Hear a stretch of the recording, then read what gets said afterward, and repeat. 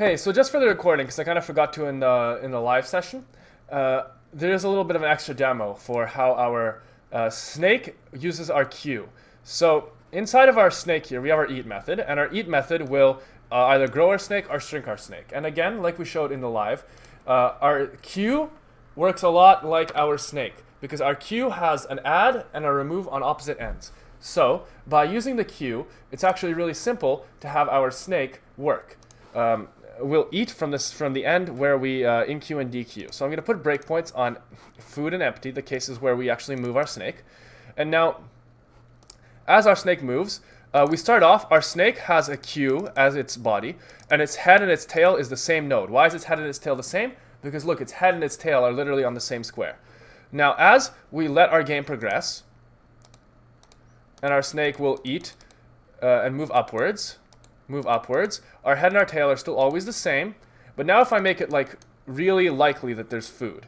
So let's just stop pausing, mute breakpoints, continue. We'll pause, and we'll make it so that the food is extremely likely. So food odds will be like 1 in 2, right? So now our snake will grow a lot, and we can actually watch as our snake will grow. Here that's unlucky, so we'll just move forward, mute our breakpoints, go. Okay, so now our snake is actually going to move around and we can watch it grow. So right now, our tail and our head are two different nodes, right? So our head.next is our tail. We can actually see that because our head is 2194 and its coordinates are 7, 6.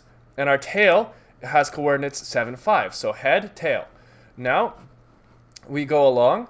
We'll go, let's say, next breakpoint, bam. It's eating empty. Oh, no, it died. Oops. Okay, so now it didn't die. It just didn't draw properly. Now we've eaten. We've moved forward by a few.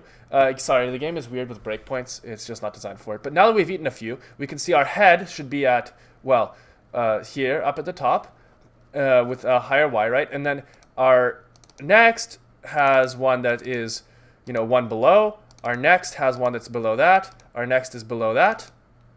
And then our final one is the tail, and our tail is also stored in our tail variable. Now this list is singly linked, so we can't go up from our tail to our head, but we can see how the tail and the head of the snake correspond exactly to the tail and the head of our queue, and how our snake is literally just a queue.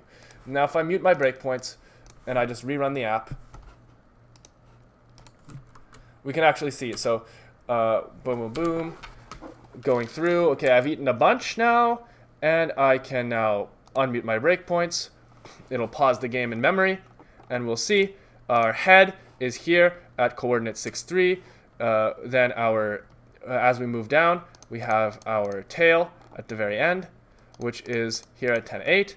And then we can just follow our chain, and the head of the snake is the head of the list. Well, I guess maybe the head of the snail is the tail of the list. Either way, head and tail, add, remove, queue. It should be a pretty cool demo, hopefully, for you guys with the snake game. It's literally a one-to-one analogy, and it should make it pretty clear how stack and queue work. All right, next.